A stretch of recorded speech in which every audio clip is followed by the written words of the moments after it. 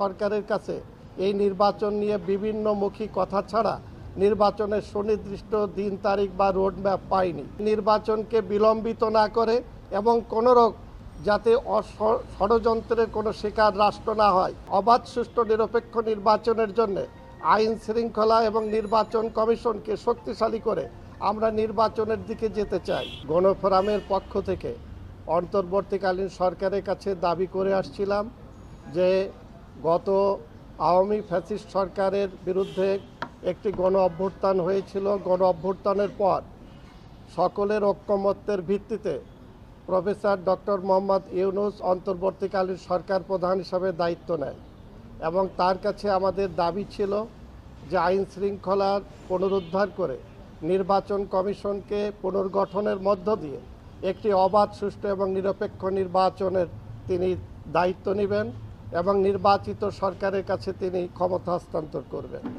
উনি নিজেও প্রতিশ্রুতি দিয়েছেন যে আগামী ডিসেম্বর 2025-এর মধ্যেই তিনি নির্বাচন করবেন।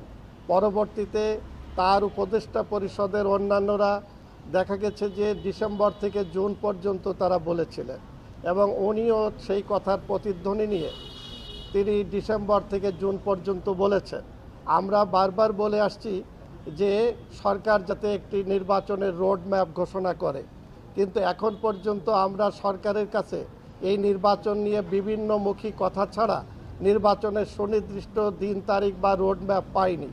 বান্ডেল থাকলে প্রতি সেনমানিতে টাকা বাঁচবে। বিকাশ সেনমানি বান্ডেল কিনে জিতুন প্রতি লেনদেনে।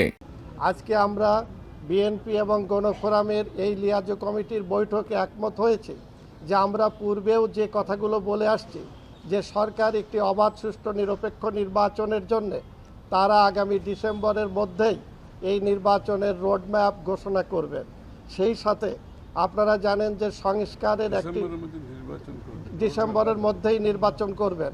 আমরা সেই সাথে আরেকটা বিষয় বলি, সংস্কারের বিষয় নিয়ে একটি জন আকাঙ্ক্ষাও তৈরি হয়েছিল এবং বিএনপি সহ আমরা যারা সমমনা রাজনৈতিক দল আমরাও এই সংস্কারের পক্ষে ছিলাম এবং এই সরকারের সংস্কারের তারও একটি সীমাবদ্ধতা আছে, তারা কোন কোন বিষয়ে সংস্কার করতে পারবে, কোন কোন বিষয়ে পারবে না।